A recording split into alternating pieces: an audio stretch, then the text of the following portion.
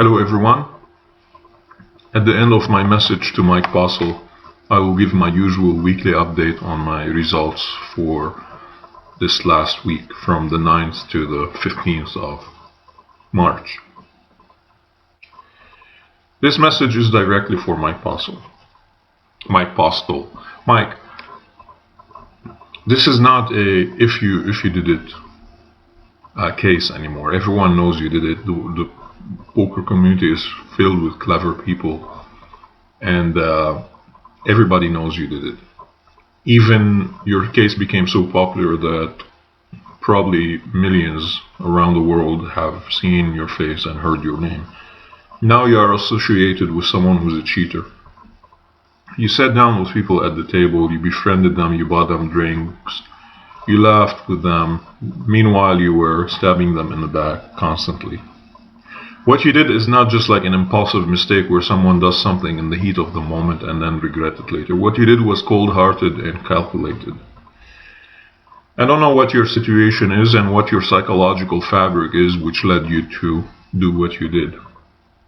What you did was horrendous. I can only imagine the psychological torture you went through after you were exposed. Unless you are some complete alien or something that don't feel these things. I don't believe that to be the case. I believe you probably were suicidal. What you did, the aftermath of what you did, damaged you more than what you damaged others. Although you probably have made other people a lot less trusting, which is very damaging to people. We know you cheated. It's as clear as daylight. And it's not a if anymore. You gotta stop denying it. You gotta stop being in denial. Now, you probably repeated this movie in your head over and over and over again, and at some point you were in denial. You were like, oh, the world will forget it. They will be busy with the next Twitter story or virus or epidemic, something, and they will forget it. No, they won't. The second they hear your name and see your face and think of poker, they're gonna think about you. You have entered the culture of poker. You are now in the minds of people, and you are the worst kind of cheaters. Now, this message is not to attack you. I'm just laying it down in front of you, naked as it is.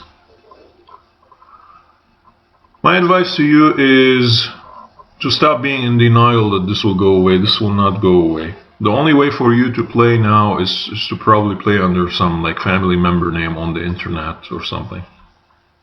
But maybe you also are thinking of new ways to cheat and not be caught, because right now you feel like you have nothing to lose anymore. And you're gonna justify it and be like, you know, this Joe Ingram guy did this to me and that to me, and you're gonna become the devil. You're gonna probably adopt like I'm the devil now, I guess, so I might as well find better ways to cheat. You might go there. Hopefully you won't. Now, wherever you play now, you're gonna feel like you're hiding. You're gonna use a different name. You're gonna hope you don't get recognized. And that's the thing. You're gonna wanna play, because a poker player never just stops playing. That doesn't happen. So maybe you should just stop playing.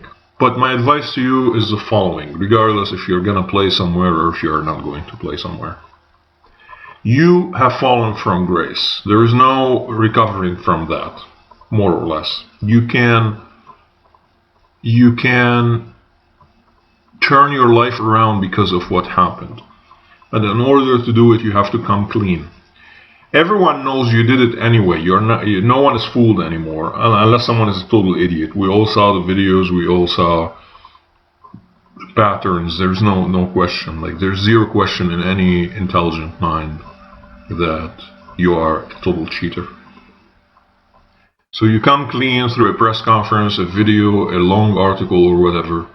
You admit what you did, even though people don't need that. But just like in court, when someone kills a child of another family, the family knows that this person did it. But if this person keeps denying it, there's just no closure.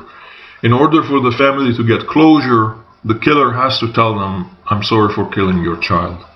You have to come out and admit it. It will help heal thousands of people, and it will help heal you. You may or may not be accepted in the poker community anymore. Everyone is gonna associate you with being a cheater. You're gonna hear it often. You're gonna get heckled and so on.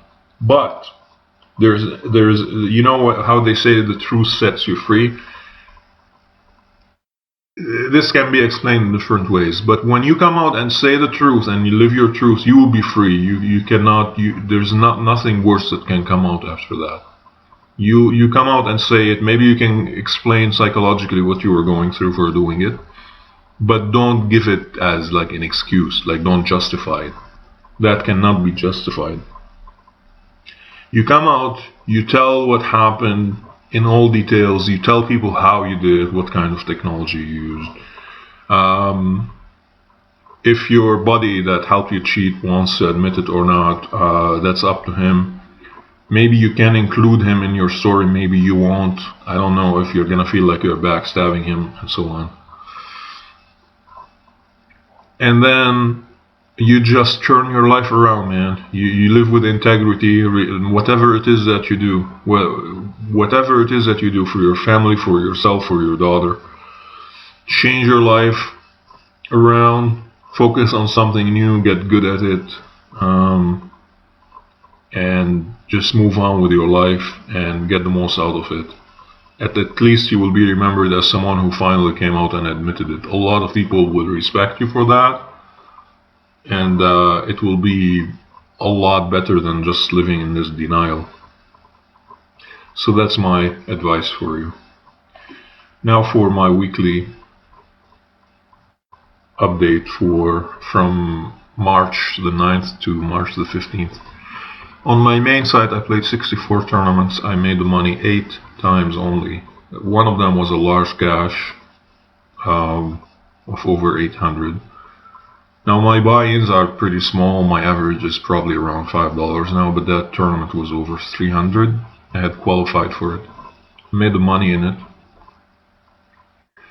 And I'm up $885.93. On my Bitcoin site I made the money 4 out of 13 times, and I'm up about $10 by today's money. That would be all for now. Until next week, take care, bye bye.